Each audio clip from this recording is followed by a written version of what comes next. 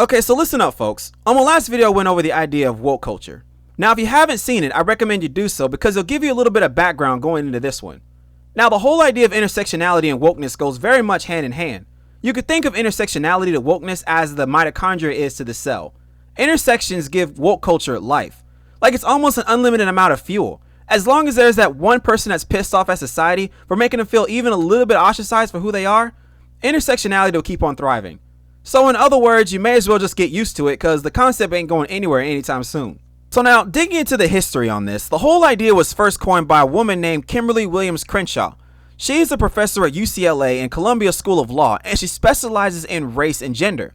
Now, I'm sure she came up with this system with the best intentions, because listening to her TED Talks and reading up on the whole concept, to me, her reasoning seemed pretty rational. And at first, I'm thinking, hey, this sounds like a great idea. But of course, the ideology gets into the radicals' hands and they completely ruined it. They blew this whole concept completely up and it spread this whole oppressive madness faster than herpes on a prostitute. And now we got a whole absolute monster on our hands. Now, whether this was Crenshaw's true intentions of how this would turn out from the beginning, I have no idea. But it seems like she's in support of how massive this has become with all the different intersections involved. So to be honest, I don't necessarily think this was her true intention, but it's definitely putting a smile on her face right now, no doubt. So with all that out of the way, intersectionality is the idea that addresses multiple forms of discrimination that one person can be facing at the same time. Now let's take, for example, the black woman. Now looking at the phrase black woman, and you can see the two distinctive intersectional categories. She's black and she's a woman. So that means she's oppressed in both race and gender. So that means she's double oppressed. So the idea here is not just to address the oppression and what types of oppressive factors a person can have all at once, but it also wants to address the oppressors and the fact that they need to check their privilege. So let's take, for example, my identity, right? I'm a black male. I'm apparently oppressed on the racial side, but at the same time, I'm an oppressor on the gender side. And since I'm an oppressor, that means I need to check my male privilege somehow and make way for everyone else. And I say everyone else because it's not just male and female we're dealing with. Oh no. We got trans, non-binary, and we got also over 50 other genders we gotta include. And honestly, I have no idea how I'm supposed to check my privilege in the first place. And you know what? It's through this whole male privilege fiascos where I'm pretty sure the whole mansplaining thing came from. Which I guess is exactly what I'm guilty of doing right now. But I'm not gonna check it because I do what I want. Body, my choice, my hobby, my voice. What's the big deal if I got a sugar daddy? So now that the concept itself is a bit fleshed out, it's no surprise that there is a hierarchy to this. Because yes, it actually matters what identity group you belong to, because some identities are more marginalized than others. It's all based on victimhood. The more of a victim you can identify as, the more support you can claim you're entitled to. Now, naturally, being the victim is a bad thing, but not in this case. Here, being a victim is rewarded because victims get support while the perpetrator gets nothing. And now, a lot of people are empathetic and compassionate. It's easy to take advantage of that fact, especially when people are being compared to a Nazi or white nationalist, or even Hitler himself. Like, nobody wants to be labeled that, especially in this day and age, because in the day and age of social media, people can easily be exposed, labeled horrible names, and next thing you know, you're fired from your job, or worse, because nobody wants to be associated with you because they fear their name and reputation could be dragged through the mud too. So with all that being said, there are about 5 main categories of identities. Now obviously there are a lot more, but these make up the bulk. We have religion, sexuality, ability, class, race, and gender. Now I know I touched up on this in my last video, but here I'm going to go ahead and flesh this out a bit more. So first off, let's start with the most straightforward category in my opinion, religion. I made a little pyramid to help give a visual. You like it? Good.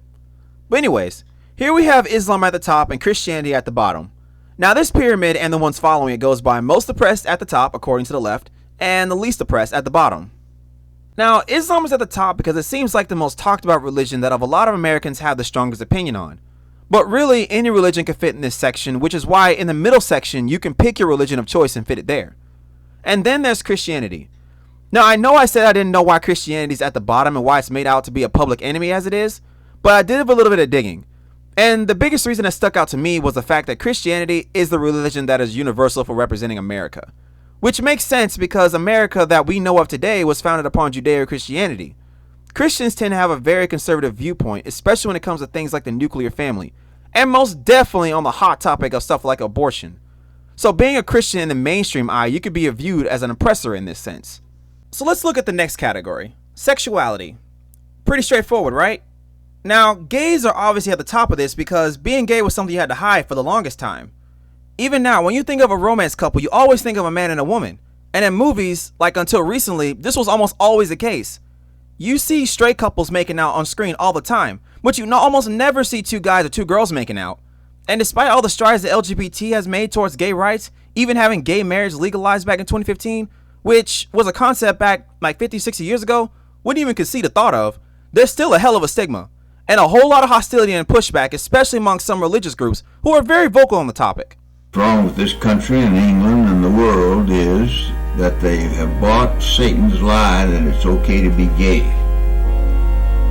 Our message is it's not okay to be gay.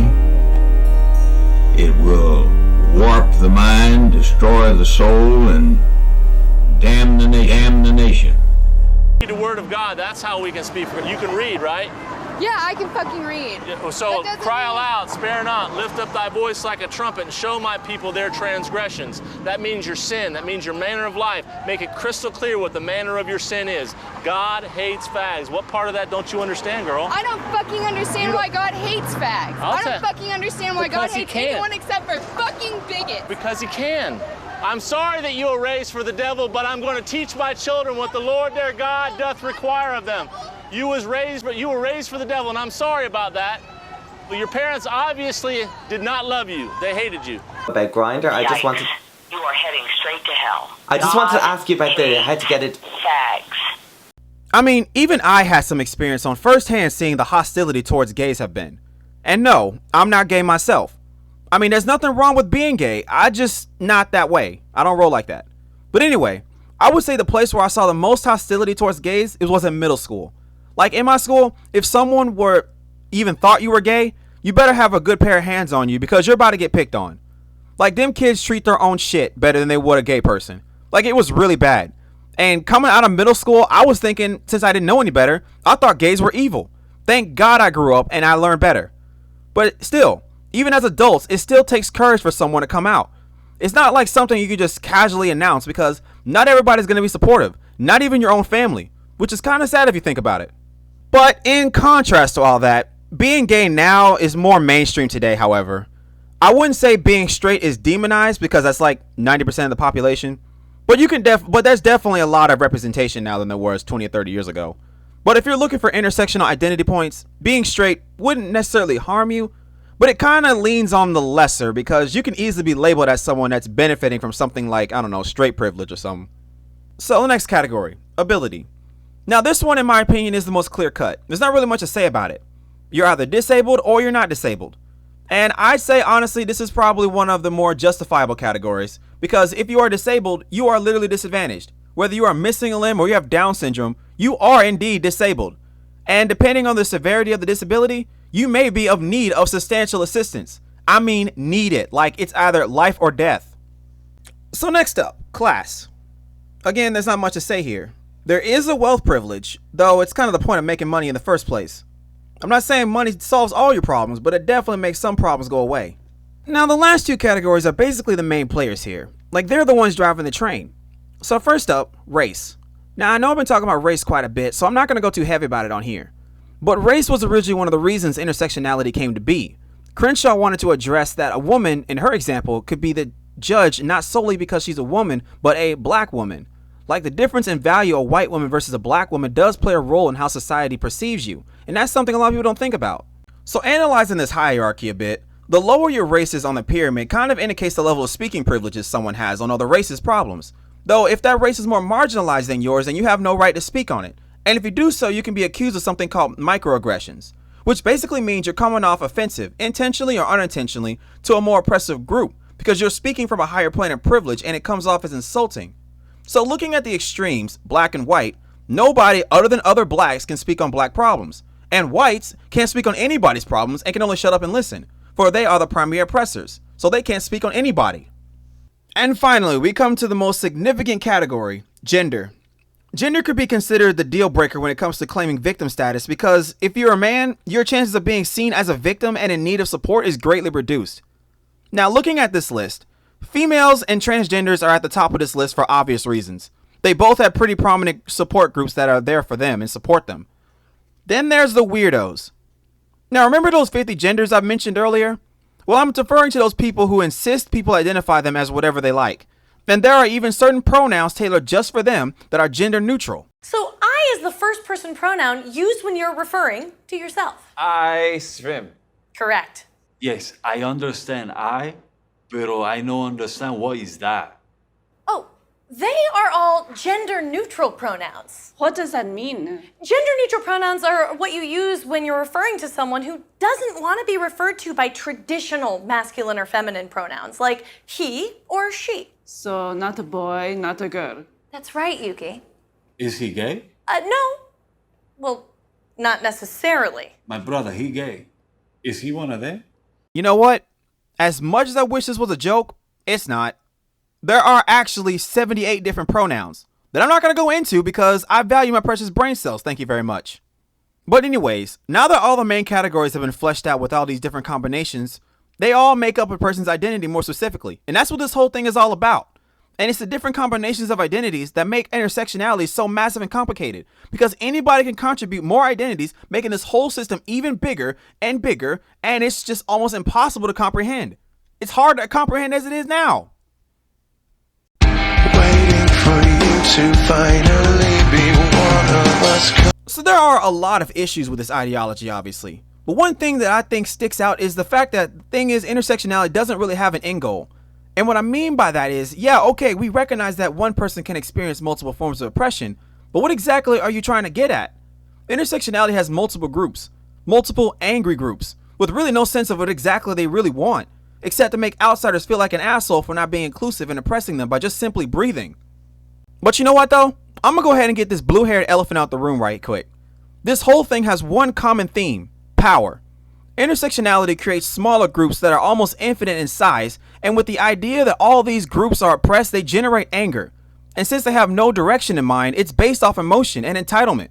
Their energy is then channeled to one common enemy: the Christian white male, the absolute bottom of the chain, the universal oppressor. And to add to that, intersectionality hinders honest intellectual discussion, because if you're not at the top of the oppressed hierarchy, or your view doesn't match the collective mob, your opinion doesn't matter. Anyone on the lower ends of the spectrum is easily accused of using microaggressions or speaking from a privileged background, or this label flat out dumb, which then they're ultimately dismissed as an equal individual worthy of debating. Now, we all know the legacy of the thinker, right? Naturally, the purpose of the thinker is to understand the world. But since intersectionality feeds into woke culture, which adopts a lot of elements of Marxism rejects the idea of understanding the world. Instead, the thinker in the eyes of Marxism aims to change the world in their vision, which is why dismissing others is so key, because if they are debated and debunked, the right of the intellectual is stripped from them, ultimately thwarting their plans of world domination. But you know, if there's one life lesson I took to heart, it's to hope for the best but prepare for the worst. Because if things can go wrong, chances are it's gonna go wrong. So long story short, we're fucked. But truly, what do I know? I'm not a low-income disabled Islamic black female, so I guess my opinion doesn't even matter. So I just wasted your time.